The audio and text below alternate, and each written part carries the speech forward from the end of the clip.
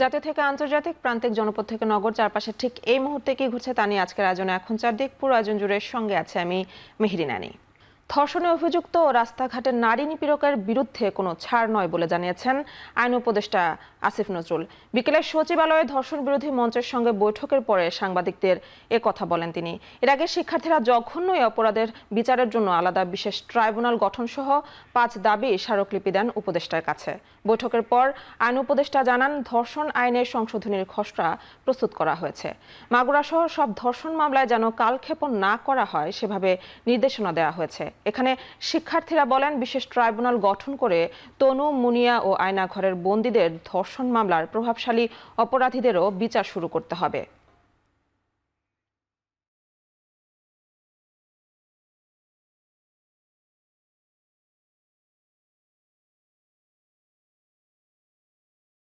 কোনো রকম কাল বিলম্ব না করে দ্রুত এবং ন্যায় বিচার যেন করা হয়, সেই লক্ষ্যে আমাদের একটা বিশেষ নজরদারি থাকবে, এটা ওনাদের বলেছি। শুধু ধর্ষণের মামলার বিচারের জন্য একটা স্পেশাল কোর্টের কথা বলেছেন। তো ধর্ষণের মামলার বিচার এখন হয় নারী এবং শিশু নির্যাতন দমন আদালতে, কিন্তু সেখানে ধর্ষণের মামলা ছাড়াও আরও অনেক অপরাধের বিচার হয়, যে জন্য ওইখানে একটা আপনার ব্যাকলগ হয়ে থাকে, মামলা পরিচালনার ক্ষেত্রে বিলম্ব হয়। আমি ওনাদের কথা সহৃদয়তা শুনেছি, যৌক্তিকতা আছে স্বীকার করেছি, এবং এই লক্ষ্যে আমাদের যা করণীয় আছে, আমার তো একা সিদ্ধান্তে হবে না, উপদেষ্টা পরিষদে আলোচনায় বিষয়টি তুলব। গতকাল পুলিশের উপর হামলার অভিযোগে ১২ জনের নাম উল্লেখ করে রমনা থানায় মামলা করেছে পুলিশ। অজ্ঞাত আসামি আরও ৭০ থেকে ৮০ জন। এর আগে ঢাকা মেট্রোপলিটন পুলিশের বিজ্ঞপ্তিতে জানানো হয়, মঙ্গলবার ধর্ষণ বিরোধী গণপদযাত্রা নামে নারী পুরুষ মিলে ৬০ থেকে ৭০ জনের একটি বিক্ষোভকারী দল যমুনা অভিমুখে যাত্রা করে। পরে পুলিশ তাদের ইন্টারকন্টিনেন্টাল মোড়ে বাধা দেয়। এ সময় পদযাত্রায় নারীদের ঢাল হিসেবে ব্যবহার করে পুলিশের ব্যারিকেড ভেঙে সামনের দিকে অগ্রসর হয় অংশগ্রহণকারীরা। এ সময় পুলিশ ও আন্দোলনকারীদের মধ্যে ধস্তাধস্তি হয়। এ সময় রমনা ডিভিশনের উপ পুলিশ কমিশনার মোহাম্মদ মাসুদ আলম, ২ নারী পুলিশ সদস্য এবং ৩ জন পুরুষ কনস্টেবল আহত হন।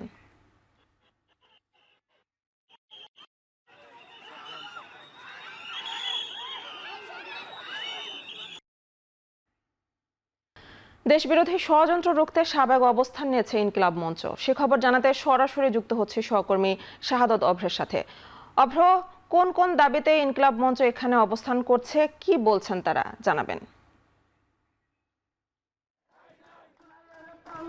অ্যানি, মূলত হচ্ছে তারা এখানে বিকেল থেকেই আছেন, এবং যারা এখানে আছেন তাদের প্রত্যেকেই কিন্তু হচ্ছে বলছেন যে তাদের মূলত ৫ দফা দাবি। তারা আওয়ামী লীগের নিষিদ্ধ সহ যেই লাকি আক্তার আছেন, যিনি কিনা হচ্ছে শাহবাগে ছিলেন গণজাগরণ মঞ্চে ২০১৩ সালে, তিনি কিন্তু হচ্ছে এই যে পুরো এই গণজাগরণ মঞ্চে নানাভাবে সম্পৃক্ত, এবং তিনি কিন্তু হচ্ছে তাকে কিন্তু আখ্যা দেওয়া হয়েছে ফ্যাসিস্টদের স্লোগান কন্যা হিসেবে। এই যে ইনকিলাব মঞ্চ, সেই ইনকিলাব মঞ্চের পক্ষ থেকে জানানো হয়েছে যে তাদের প্রত্যেককে, যারা কিনা শাহবাগের ২০১৩ সালে গণজাগরণ মঞ্চের মাধ্যমে বিচার বহির্ভূত হত্যাকাণ্ডে বিগত সরকারকে নানাভাবে সহযোগিতা করেছে, তাদের প্রত্যেককে কিন্তু হচ্ছে বিচারের আওতায় এনে এবং তাদের প্রত্যেকের বিচার কিন্তু নিশ্চিত করতে হবে, তাদেরকে গ্রেফতার করতে হবে। সেই জন্যই কিন্তু তাদের এই অবস্থান।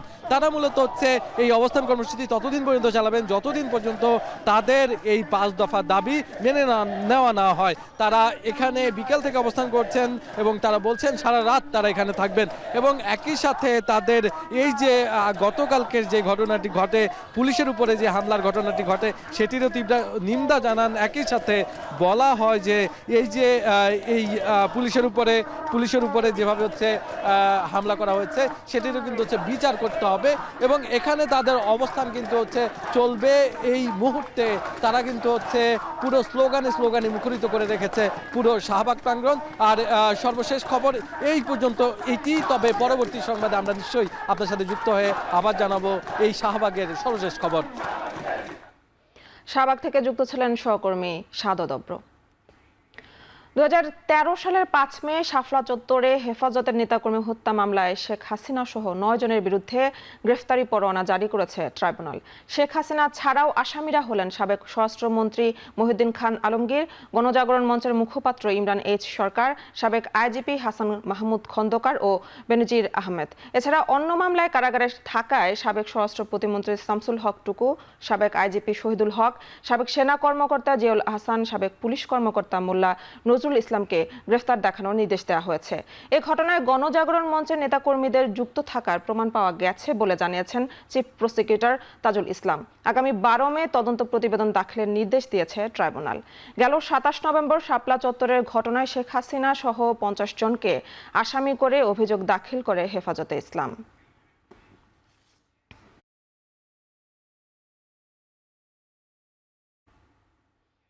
শিক্ষা প্রতিষ্ঠানে অস্ত্র, রক্ত আর লাশের মিছিল দেখতে চায় না দেশবাসী বলে মন্তব্য করেছেন জামায়াতের আমির ডক্টর শফিকুর রহমান। আর যাদের কারণে ফ্যাসিবাদ কায়েম হয়েছিল সেই শাহবাগের কুশীলবরা আবার মাথাচাড়া দিয়ে উঠেছে বলে মন্তব্য করেছেন ছাত্র শিবিরের সভাপতি জাহিদুল ইসলাম। নয়াপল্টনে বিশিষ্ট ব্যক্তিদের সম্মানে ইফতার মাহফিলে তিনি বলেন, দেশে বিদেশে বসে ফ্যাসিস্টরা এখনও ষড়যন্ত্র করছে।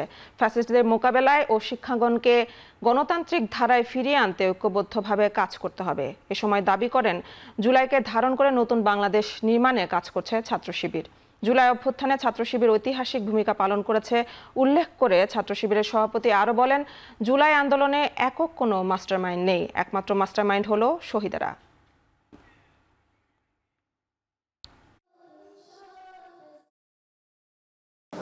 শাহবাগের ইরানও যাদের পাটাতনের উপরে বাংলাদেশে ফ্যাসিবাদ কায়েম হয়েছে, তারা আবার মাথাচাড়া দিয়ে উঠার চেষ্টা করছে। পতিত ফ্যাসিস্টরা বিভিন্ন জায়গা থেকে দেশে বিদেশে তাদের ষড়যন্ত্রের কার্যক্রম অব্যাহত রেখেছে। দেশের আইনশৃঙ্খলা পরিস্থিতি এখনো স্বাভাবিক নয়, শিক্ষাঙ্গনগুলো এখনো গণতান্ত্রিক ধারায় ফিরে আসেনি। এইসব চ্যালেঞ্জ মোকাবেলা করার জন্য আমাদের সবাইকে ঐক্যবদ্ধভাবে ভূমিকা রাখার কোনো বিকল্প নেই।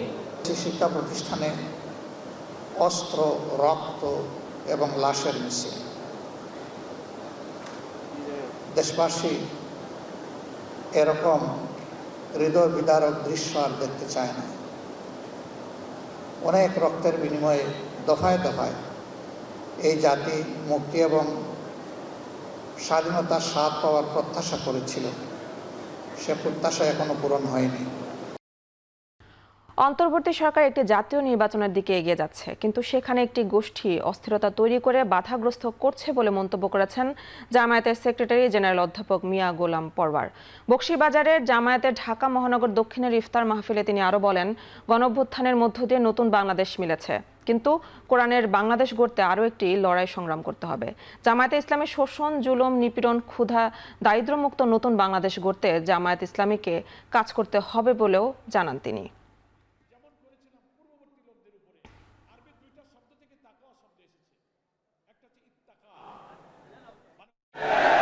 অন্তর্বর্তীকালীন সরকার একটি জাতীয় নির্বাচনের লক্ষ্যে যে এগিয়ে যাচ্ছে, সেই নির্বাচনে একটি গোষ্ঠী অস্থিরতা, অরাজকতা তৈরি করে নির্বাচনের পথে দেশকে বাধাগ্রস্ত করছে।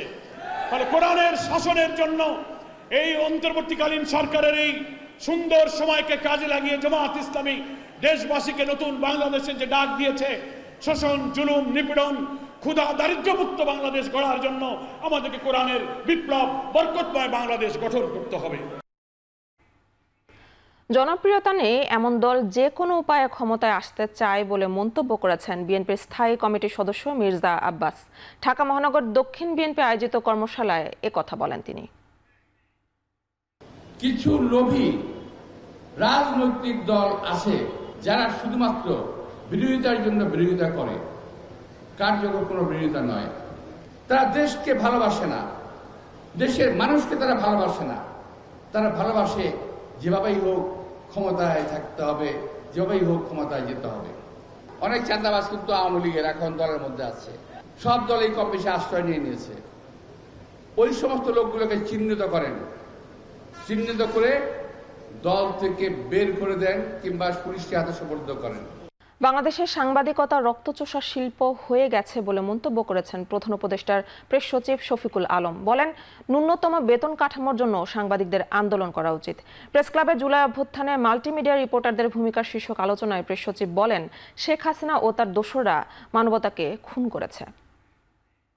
তারা দিল্লির পারপাস সাফ করার জন্যই বাংলাদেশের গণমাধ্যমের দায়িত্ব নিয়েছেন, গণমাধ্যমের মালিক হয়েছেন, সাংবাদিক হয়েছেন। দিল্লির প্রভাবটা মাল্টিমিডিয়া সাংবাদিকদের উপরে অনেক কম এবং এখানে নাই বললে চলে। বাংলাদেশের সাংবাদিকরা যারা মাল্টিমিডিয়া বলেন, যারা ফটোগ্রাফার বলেন, যারা রাস্তায় সারাদিন খেটে রিপোর্ট করেন, সবার জন্য বেতন একটা ফ্লোর, একটা বেতন থাকতে হবে, একটা বেসিক মিনিমাম ওয়েজ থাকতে হবে। এটা 30,000ই হোক আর 40,000, এর নিচে যে দিবে সেই পত্রিকা বন্ধ করে দেওয়া উচিত। আগামী হজ নির্বিঘ্নে করতে ধর্ম মন্ত্রণালয় কাজ করছে বলে জানিয়েছেন ধর্ম উপদেষ্টা ডক্টর আ.ফ.ম. খালিদ হোসেন। বেইলি রোডে অফিসার্স ক্লাবে হাবের ইফতার মাহফিলে তিনি একথা বলেন। এ সময় হাবের নেতৃবৃন্দ ওমরাহ ভিসা চালু সহ বেশ কিছু দাবি তুলে ধরলে ধর্ম উপদেষ্টা অংশীজনদের সঙ্গে বসে সমাধানের আশ্বাস দেন। এক অনুষ্ঠানে ধর্ম সচিব এ.কে.এম. আফতাব হোসেন প্রামাণিক বলেন, আগামী হজ পালনে আগ্রহীদের সর্বনিম্ন বয়স সীমা 15 বছর নির্ধারণ করেছে, যা হজ যাত্রীর পাসপোর্টের জন্ম তারিখ থেকে ধরা হবে।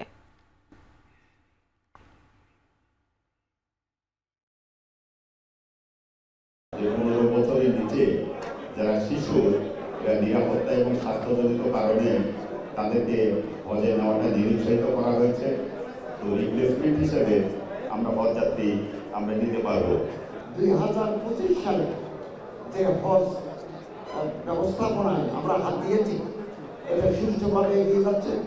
আগামী হজকে নির্বিঘ্ন, সুন্দর, প্রাণবন্ত করার জন্য বর্তমান সরকার আন্তরিকভাবে চেষ্টা চালিয়ে যাচ্ছে। এমবিবিএস ও বিডিএস ডিগ্রি ছাড়া নামের আগে কেউ ডাক্তার লিখতে পারবে না। হাইকোর্টের রায়ের প্রতিক্রিয়া জানাতে গিয়ে কর্মসূচি প্রত্যাহার করবে কিনা তা নিয়ে ধোঁয়াশা দেখা গেছে আন্দোলনকারীর মধ্যে। তবে এক দফা মানা হলেও বাকি 4 দাবি আদায়ে পরবর্তীতে কর্মসূচি দেওয়ার কথা বলেন আন্দোলনরত শিক্ষার্থী, ইন্টার্ন ও চিকিৎসকরা। রেজিস্টার্ড চিকিৎসকের প্রেসক্রিপশন ছাড়া ফার্মেসিতে ওষুধ ক্রয় বিক্রয় আইন করে বন্ধ করা, চিকিৎসকদের নিরাপত্তায় সুরক্ষা আইন প্রণয়ন ও বাস্তবায়ন সহ 5 দফা দাবিতে প্রায় 2 সপ্তাহ ধরে চলছে আন্দোলন।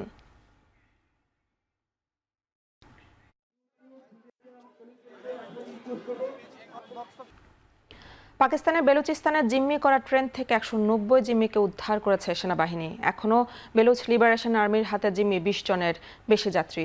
বন্দুকযুদ্ধে নিহত হয় বিচ্ছিন্নতাবাদী সংগঠনটির 30 সদস্য। বিএলএর সদস্যরা সুইসাইড ভেস্ট পরে জিম্মিদের পাশে বসে থাকায় ধীর গতিতে চালানো হচ্ছে উদ্ধার অভিযান। 48 ঘন্টার মধ্যে বেলুচিস্তানের সব রাজনৈতিক বন্দীদের মুক্তি দেয়া না হলে জিম্মিদের হত্যার হুমকি দিয়ে বিবৃতি দিয়েছে সংগঠনটি। স্বরাষ্ট্র প্রতিমন্ত্রী তালাল চৌধুরীর দাবি, হাইজ্যাক করার সময় ট্রেনে প্রবেশ করেন 70 থেকে 80 সন্ত্রাসী। মঙ্গলবার কোয়েটা থেকে পেশোয়ার যাবার পথে ছিনতাই হয় যাত্রীবাহী ট্রেনটি। স্থানীয় সংবাদ মাধ্যম জিও ও ডনের সবশেষ প্রতিবেদনে বলা হয়, বেলুচিস্তানের বোলান জেলায় ছিনতাইয়ের শিকার জাফর এক্সপ্রেসের 9টি বগিতে 400 থেকে 500 আরোহী ছিল। এবার খেলার খবর। প্রথমবার নারী ডিপিএলে অংশগ্রহণ করে চ্যাম্পিয়ন শেলটেক ক্রিকেট একাডেমি। শিরোপা জেতার পর উচ্ছ্বসিত শেলটেক অধিনায়ক জ্যোতি বলেছেন, বিশ্বকাপ কোয়ালিফায়ারে এই অভিজ্ঞতা খুবই সহায়ক ভূমিকা পালন করবে। একই সঙ্গে টুর্নামেন্ট ঘিরে আগামীর প্রত্যাশা ব্যক্ত করেন জ্যোতি। আমাদের কিন্তু টার্গেটটা ছিল যে এই টুর্নামেন্ট শেষ করার জন্য আমরা কিছু প্লেয়ার পাই, যেগুলো হচ্ছে বাংলাদেশ টিমের জন্য আমরা তাদেরকে ব্যবহার করতে পারি, প্লাস হচ্ছে পাইপলাইনে কিছু জন্য প্লেয়ার অ্যাড হয়। আমার কাছে মনে হচ্ছে স্পন্সররা আসবে যখন আরও বেশি, এখান থেকে বলবো যে এই খেলাটা আরও ব্যবসা সফল হবে। কারণ টাকা তখনই মানুষ ইনভেস্ট করতে চাইবে যখন এখান থেকে তারা একটু বেনিফিশিয়াল হবে।